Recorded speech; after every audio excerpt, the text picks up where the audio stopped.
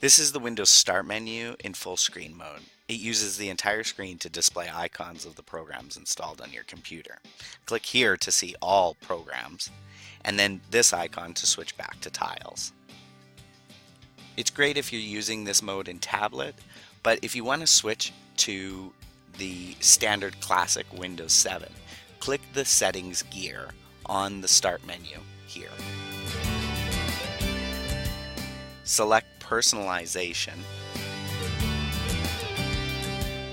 Now choose Start on the left.